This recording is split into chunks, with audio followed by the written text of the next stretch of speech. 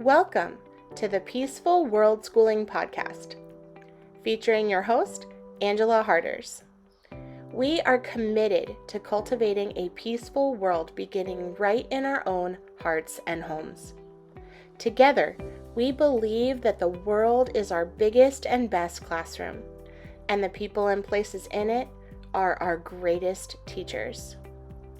So I invite you to join me on the adventure of a lifetime, beginning with a conversation that can change the world.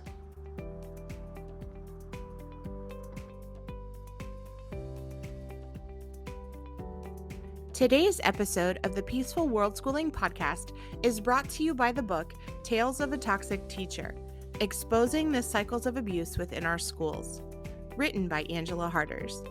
In this book, Angela shares some of the shocking experiences that happen behind the closed doors of a public school classroom and exposes some of the many abuses that take place in school intentionally and unintentionally, and no one escapes unscathed. Tales of a Toxic Teacher is available for purchase on Amazon.com. The ebook and audiobook versions are also available for free to members of the Peaceful Worldschooling community. If you are interested in becoming a member, just check out the membership link in the description below. Thank you so very much for supporting Angela and for helping to make the Peaceful Worldschooling Podcast freely available to all.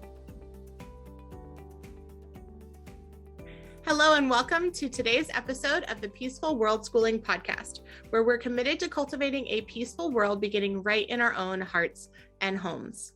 My name is Angela Harders and I am your host, and today I have the privilege and honor of introducing you to Laura Durenberger. Thank you guys so much for joining us today as we have a conversation that can change the world. And thank you for being here, Laura. Thank you for having me. My pleasure. So to get us started, can you share a little bit about you and your family and your story? Sure. So as you mentioned, I'm Laura. I am the creator and host of the Raising Eco-Minimalists podcast, which is a podcast that acts as a community and resource for those raising kids who care about their mind, body, community, and planet. I have a 6-year-old, and we recently just made a huge move from the Minneapolis, Minnesota area up to northern Minnesota. We're about a half hour away from the Canadian border now. And so moved for a big move for my husband's job. And we're just getting used to exploring the community and all that fun stuff. So that's a little bit about me. That's wonderful. And for those that may not be familiar, what is eco-minimalism? Yeah, so it's kind of for the people that are drawn to sustainable living and also aspects of minimalism, but didn't find themselves fitting in either one. And so it's kind of a nice balance between the two. And so it's, for example, a big piece of minimalism, of course, is decluttering and passing on items. But if you watch shows on minimalism or know people that have done a big declutter, a lot of the stuff ends up in the trash. And so if you are also concerned about the environment, that may not be something that you're drawn to and you want to find a different way. So you find ways to responsibly pass on your stuff or recycle or what have you. And so that's just an example of kind of that balance between the two. That makes a lot of sense. I hadn't thought about that before, that idea that we have actually had a desire to be minimalist for a long time, but I had never really thought about that one of the, ripple effects of minimalism could be that an excess of waste that could be very easily reused or recycled. And that's really interesting. And so I'm wondering kind of what came first, the chicken or the egg? Did you find that you were more drawn to minimalism to start, or the eco part of it, or did it all kind of come together for you at the same time? Always kind of lived with environmental values. My mom and my grandma did things that were considered eco-friendly now. Before, they were cool and trendy. My mom, my dad even always had huge gardens, so we grew a lot of our own food. And I was interested in the environment enough to go to a high school that specialized in environmental themes, and my grad and undergrad are both in environmental stuff. So I've always kind of been interested in that, but it wasn't really until my son was almost 2, and the county that we lived in at the time hosted a zero waste challenge. And so it was 8 months long, and we had to weigh our waste, and it was this whole really eye-opening experience.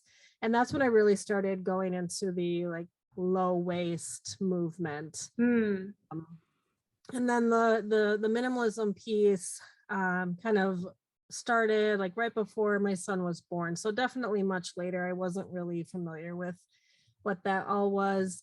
And my journey with that started with getting rid of the physical items in our lives. And now it has moved towards, mental and emotional and all sorts of other non-physical item things.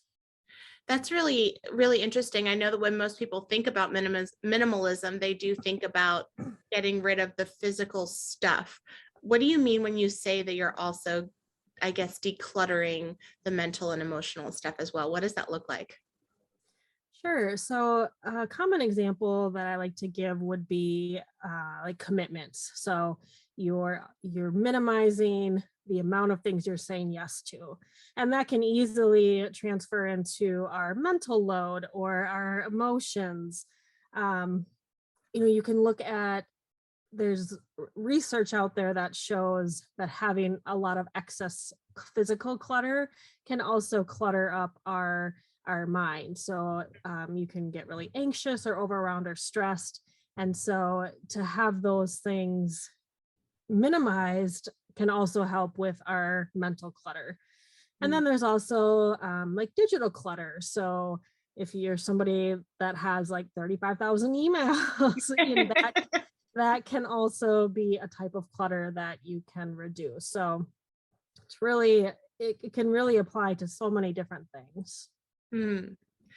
I'm very curious about how you do this with children. I know you mentioned you have a child that's 2, or is your child still 2, or? He's 6 now. Okay. So you have a 6-year-old. And I know a lot of people really struggle with minimalism, especially when they have children, because I feel like we just get toys and gifts and hand-me-downs and all of these things. And I know for myself, our playroom sometimes just look like something exploded in there. There's just so much stuff. And that's even with us conscientiously not purchasing new things and really trying to not have an excess of stuff in our house. But even with that, I find that we still have more than we need. So how do you navigate being an eco-minimalist with children? Yeah, it's definitely hard. I'm not going to sugarcoat it and say that it's super easy, because it definitely comes with challenges, and it's hard to kind of counteract the consumption driven societal messages that our kids get a lot.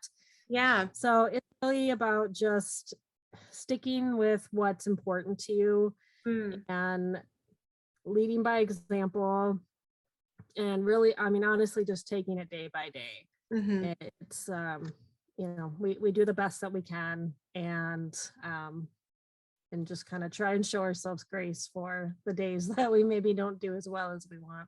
Yeah. Well, and I'm sure even your son too, as you mentioned, he's getting these messages from our culture about constantly having to consume and wanting more and wanting bigger and faster and newer and all those kinds of things. What do you do when you're at the store with him and he's like, "Mommy, can I have that?" or "Mommy, I want that"? How do you navigate those kinds of moments? Yeah. So, excuse me. I try to set clear expectations before we even go into a store. We'll say, hey, we're going in. This is what we need. we're not going to be getting anything else, and just really laying down the groundwork ahead of time. If we get in there and he does end up finding something that he really likes, I'll offer to take a picture of it, because usually it's just that impulse that younger kids have, you know, the shiny, colorful plastic thing that is really eye-catching. And so sometimes we'll say, hey, we'll take a picture and, you know, let's go home and think about it if it's something that you want to spend your money on. And then usually by the time we leave, he's already forgotten about it.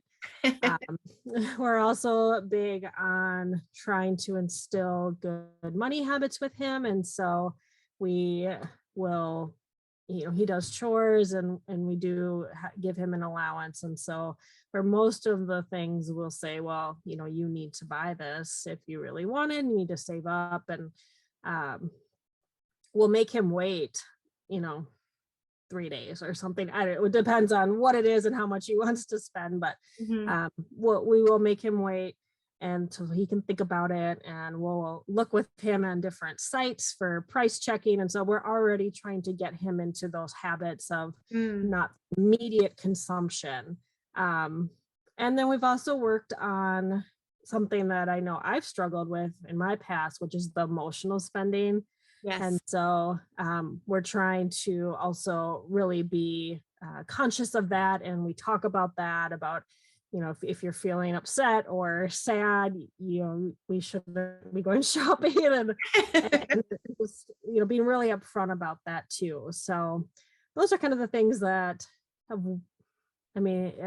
we do. And, you know, sometimes we do end up going into a store and I'm frazzled already and just want to get out of there and give him, you know, get him that Matchbox car or whatever it is. But for the most part, we do try to be conscious and intentional about it.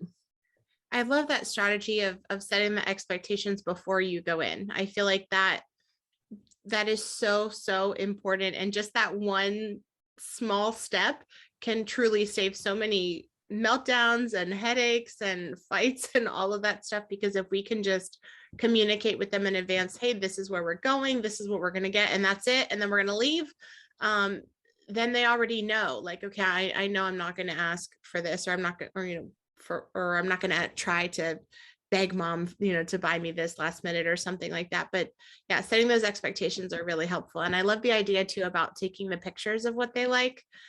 We actually started doing that too, because I was struggling with that same thing of, you know, I'm a single mom. And so sometimes it's hard that, you know, she wants to buy all these things and it's either like not in the budget or not a priority for me, at least, to have, you know, another Barbie or something, or another, you know, LOL doll or whatever. And being able to, I guess, honor that desire that she has, instead of just being like, no, we're not going to have that, you know, whereas like growing up, I feel like that was kind of what we did, you know, like parents would just be like, oh no, you know, like, you want that? No. And instead of just being a consistent no, you know, being able to take a picture, I feel like that really validates that desire for them. And then, as you mentioned, most of the time, by the time you get to the door, they've forgotten about it. So we do that too. And then I also sometimes will tell her, like, would you like to write that down on your wish list? And so I just keep like a wish list in my phone where I will like write down whatever the thing is that she wants. And so that's been really helpful too, because now instead of asking me to buy something for her, she'll ask like, hey, can you add that to my wish list? And so that's really helpful too, because then she's not, you know, pressuring me to buy it in that moment. And she's also knowing that, okay, now we're building up this wish list. So Christmas and her birthday or whatever, she knows that she's already got this kind of list of things that she wants. So that's been helpful for us. Yeah, that's a great idea. Yeah, thank you. How does your son feel about growing up in an eco-minimalist life? I don't think he knows any different. You know, we're still, I think he's still young enough, and right before the pandemic started, he went to his first friend's birthday party, and then, you know, everything happened. And so I think he so far has kind of missed that, at least for the 4 and 5 year old, of really starting to be able to compare households, and we just really haven't had a lot of that yet. Yeah. And now that he's in school, he hasn't really mentioned anything about things being different. But I know as he gets older that will change. And so Yeah. we'll just kind of take it as it comes, I guess. Yeah, for sure. Well, and it is nice, I think, that in one sense that's all that he really knows. Like, he doesn't really know anything different. And then, of course, as he's growing up and he's encountering other viewpoints or other lifestyles or whatever, you guys will be able to kind of navigate as you go along together. And it's nice that you have those same shared values, both you and your husband, I'm assuming, because then you're able to really support one another in that. I think one of the things that's been really challenging for me is wanting to be a minimalist with my children, but then also not really sure how to navigate relationships outside of our immediate family unit, like with grandparents that want to constantly give, gifts or food or, things like that, that maybe I would not want them to necessarily have, or friends, that give, lots of toys and stuff. How do you navigate relationships that are outside of your family where people are, just used to giving gifts and giving things, and that are creating or adding to the clutter in your home? Yeah, I will say that this is such a common thing that comes up. So if anyone out there is dealing with this or feeling like they're struggling with this, you're definitely not alone. I think it depends on the person. So we're lucky in that our family members will ask for lists, what my son would want for a gift. And so I'm able to either give things that I know he will really want, or excuse me, or do like experience gifts. Of course, that was a little bit tricky the last couple of years, but before that, we would do like outings to a children's museum or something.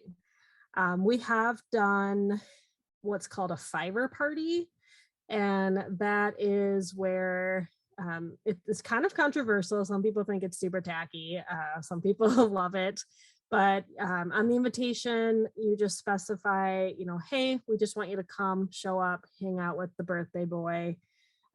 However, if you are inclined to bring a gift, we're asking for $5 towards a zoo membership, was what my son was looking for at the time. And so people that wanted to just gave him $5 towards the zoo membership, and that was it. And the feedback that we got from it was that it was just really a lot less stress. It makes it easier for people that are maybe having budgetary issues, or they're feeling conflicted about that. So we've done that before. I'm trying to think what else. I think it's just really important to communicate your values up front to people that are going to be giving a lot of gifts, and having those conversations as early as possible before a birthday or the holidays is always better. It gives people time to kind of digest it, especially if you have someone that maybe their love language is gift giving and they just love giving gifts. And I think it's also important to remind them that it's not about them. It's not a criticism on them. It's about you. And I'll even offer alternatives. Like we're really trying to declutter and keep things minimal this year, but I'd love to take a class with you, or whatever it may be. Kind of one example. So I think with your your family, that people that you can confidently talk to about, just having those conversations ahead of time. For things like birthday parties, we really don't limit or tell him no, that he can't take like a little goodie bag or something. We want him to be able to experience the joy of it too. And I know that some people in the sustainability realm will outright refuse that. But that's just not something that my husband and I are comfortable with. And so we do let him take that stuff, and then we'll figure out a responsible way to pass it on.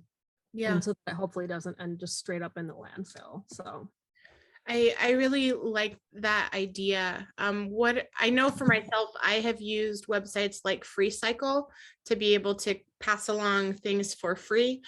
Do you have any other resources that you would recommend to be able to recycle things or to be able to pass them along to other people that you found to be really helpful? yeah, FreeCycle is a great one. Local Buy Nothing groups Okay. are starting to become really popular in certain areas, or just regular like Facebook buy sell trade Mhm. groups. Even just reaching out to people in your neighborhood. Not sure if you're familiar with the app Nextdoor. It's kind of a community-based one for people directly in your neighborhood. Another option is to see if you have a toy library in your area, or maybe your book library has rents out toys. That can be a good place to donate to. What else? I've never heard of a toy library before. That's really interesting. Yeah, there's one in Minneapolis, and full disclosure, I am on the board, so I'm very biased about it. But I love them. I love the idea. It operates just like a book library, except you can check out toys, and there is a membership, yearly membership, but it starts at $40. So and there are scholarships available. Mm. But it was it was amazing. I loved it when we found out. I think my son was 2 when we discovered it, and we went until all the way up until we moved. So we were able to utilize it for 4 years, and yeah, Wow. it's amazing. What if like something breaks? Yeah, it's, they're so flexible. We've had a couple things break, and sometimes it's, an older toy, and they say don't worry about it. Otherwise, other times they'll work something out with you to either pay to replace it or give some sort, like $5 to go towards another toy or something. They're really good about working with you, Hmm. and to, because they know that's going to happen. And the times that I volunteered doing check-in and check-out, I would say every time I worked, there would be people that came in and, oh, I found this piece. So, so it happened a lot, but people were really good about bringing the stuff back. And the librarians were really good about matching them back up with the toy. So there was never a point where like we checked out a toy and I was like, this is like, you can't use this. There's so many pieces missing. That wasn't the case. So Yeah. it all worked out really well. And the members were very invested in making it successful too. So Yeah. So is that done through a local library or is that a separate organization? So this is a separate organization. I'm going to probably get it wrong. There is a overarching organization for toy libraries. I can find you the link. I don't remember what it's called offhand, but they have an area on their website where you can search your area and see if there's a toy library. Sometimes book libraries do have a smaller section where you can rent toys or games, puzzles, stuff like that. Mhm. But yeah, no, this is its own, completely separate own toy library. Wow, that's really interesting. And for those of you that are interested in checking that out, I'll make sure that I get some more information from Laura about that, and I'll include the links in the show notes. So don't worry, we will let you know exactly where you can check out some really cool toys. That's awesome. So you mentioned the toy library, buy nothing groups. I'm in a couple of those on Facebook as well. And then of course, FreeCycle. Were there any other resources that you found helpful? I think honestly, just really trying to connect with people in your community. Mm.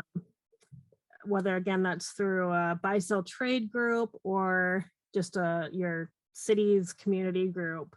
Yeah. The city that we moved from, they had a really great community that had built even just the 6 years that we lived there, and If you can kind of build your own little community within your larger community, you could get a really good sharing economy going, and you can swap a ton of different things, Yeah.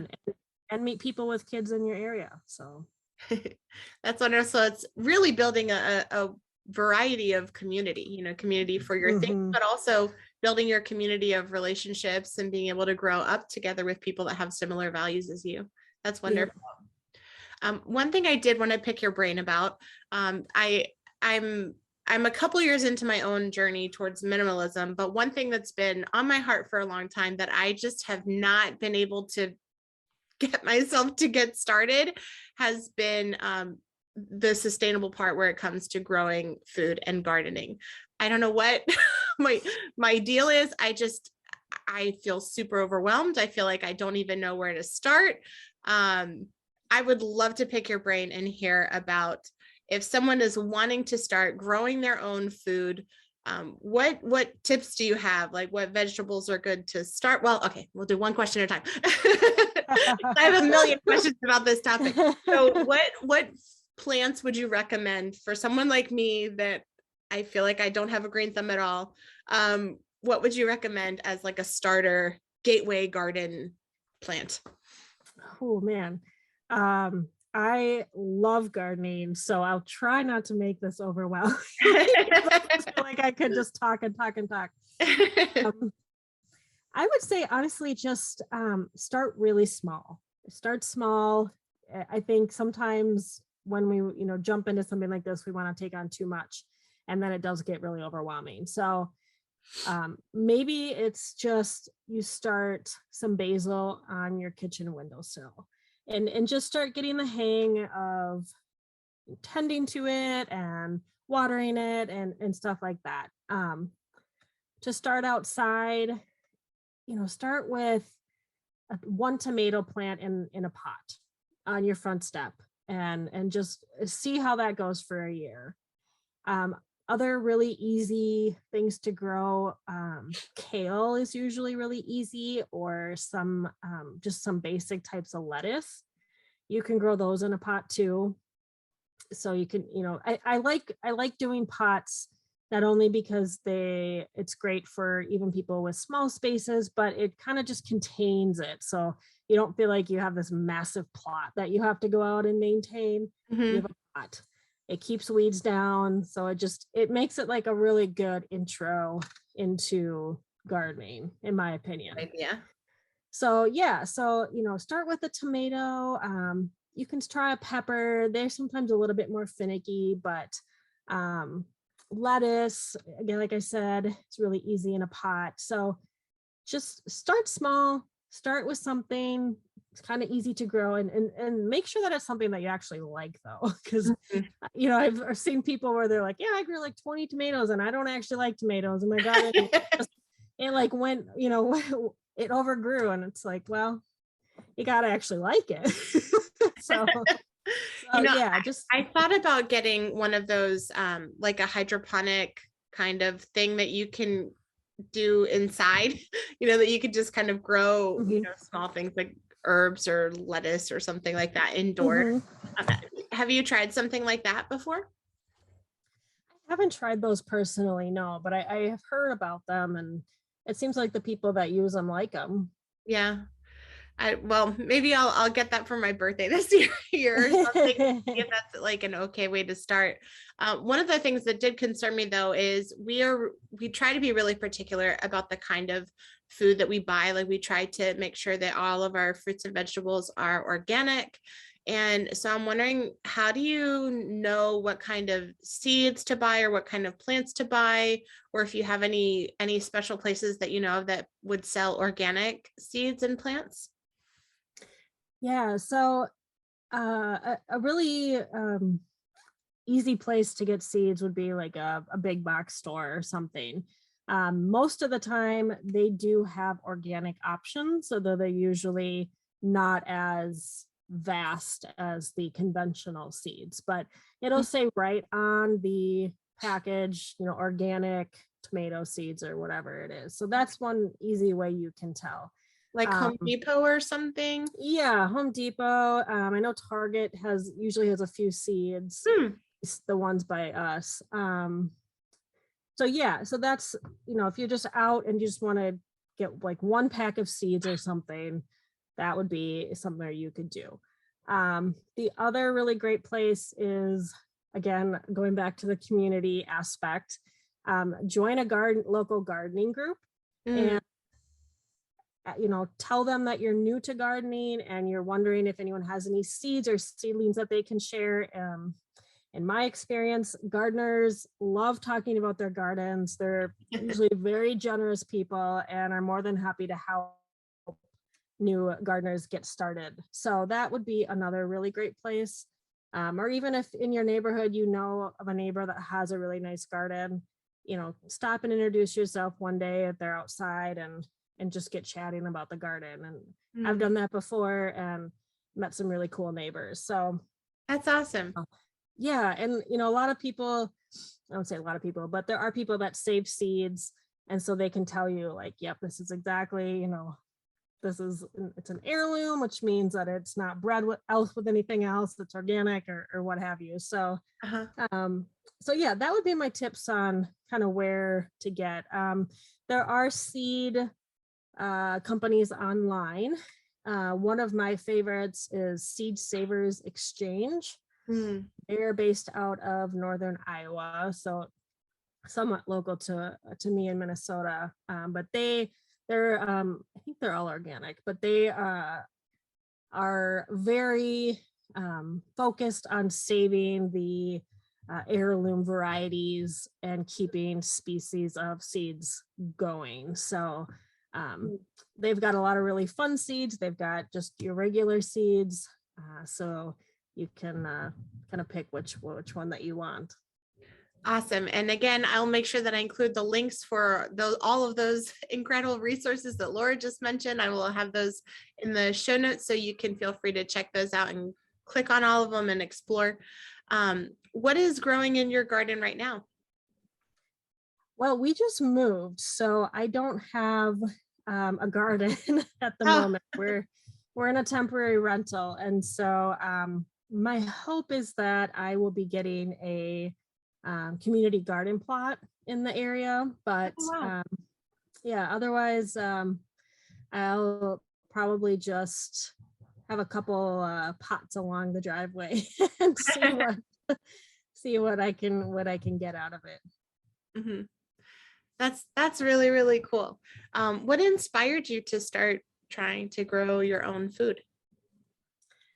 Well, like I said, my parents always had really big gardens growing up, and something that I found that I really love doing. I think that as I started learning more about kind of our food systems and how that translates to environmental health and stuff, it really led me to want to grow my own foods to kind of reduce my impact in that way. So yeah, I had a really beautiful big garden at our old house that I miss terribly, but I'm looking forward to seeing what's next for me in the gardening world. But yeah, that's really cool that you mentioned about creating a community garden. I think that's a really beautiful thing to be able to offer, not just growing food for your own family, but to be able to have that as something that's available for other people in the community as well.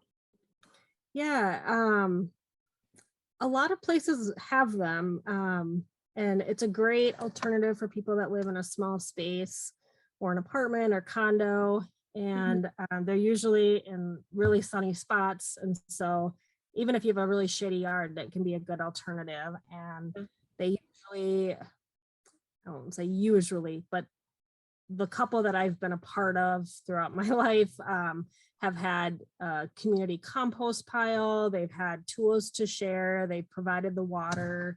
And so it really was a great way to be able to grow stuff if your yard is not able to provide that for you. That makes a lot of sense. That's really cool.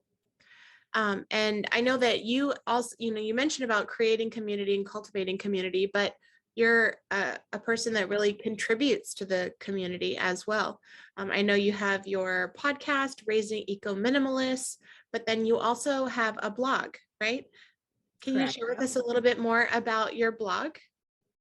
Sure. So my blog is called Reduce, Reuse, Renew, and its main focus is to help people live with less in a sustainable way.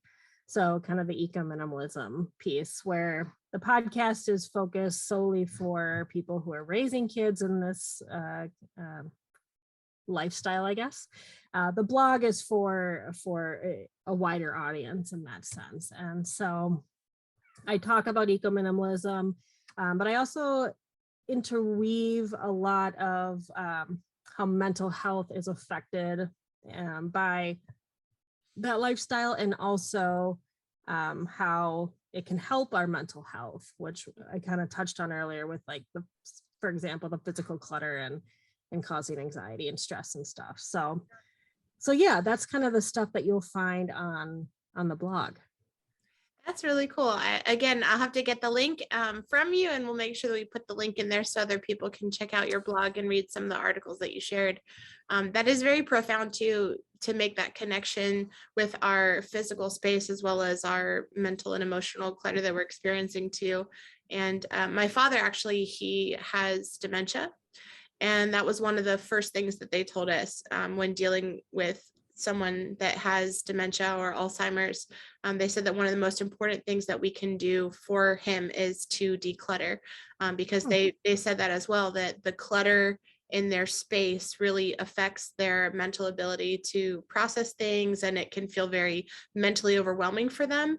And so because their brain is already trying to, deal with and process all these other things to help them, decluttering is one of the very first things that they recommend, which can be difficult because I think a lot of people, as they grow older, they want to hold on to stuff and cling to a lot of mementos and things like that. But I did think that was interesting that they made that connection between caring for someone that has dementia and the impact of his physical space on how he is, emotionally and physically.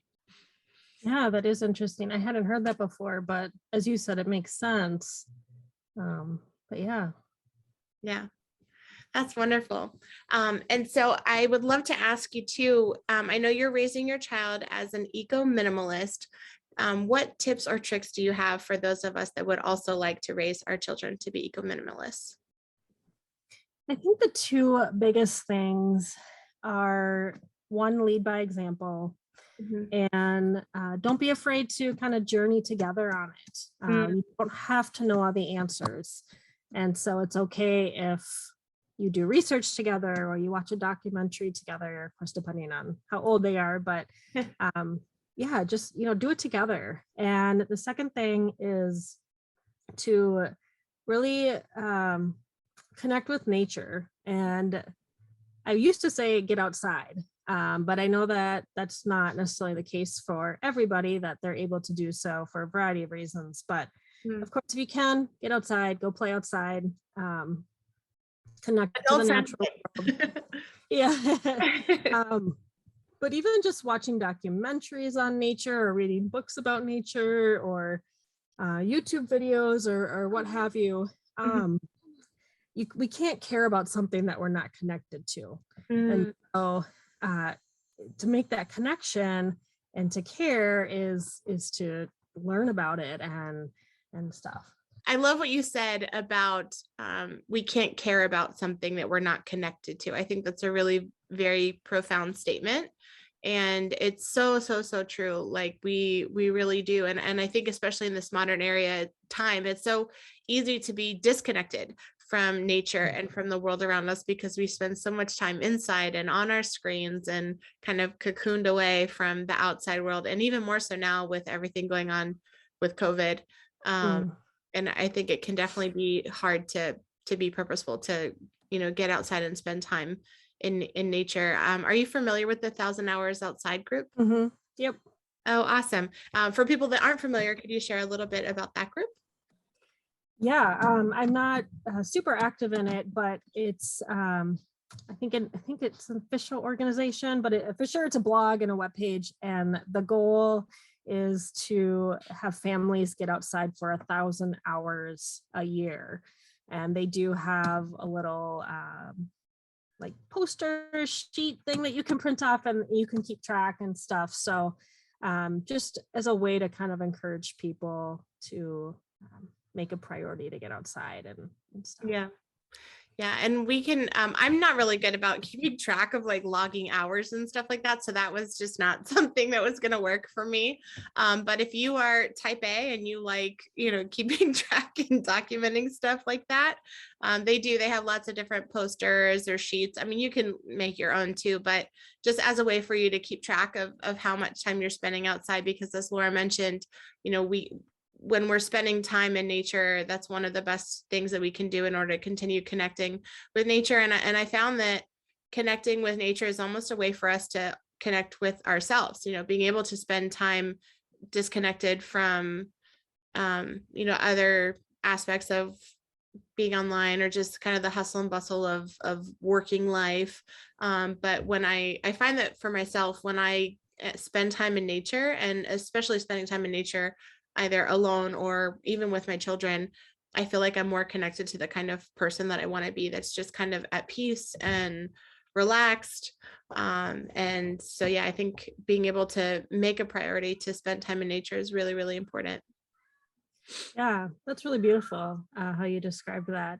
And one thing too, that now that my son is a little bit older, that my husband and I have been trying to bring into more of our regular conversations is, we as a family, we do love to be outside and we love to go places. And this new area that we moved to is very close to the Boundary Waters canoe area, which is a federally protected land. It's no motorized boats or any sort of vehicles, and so it's very, I think, as pristine as you can get.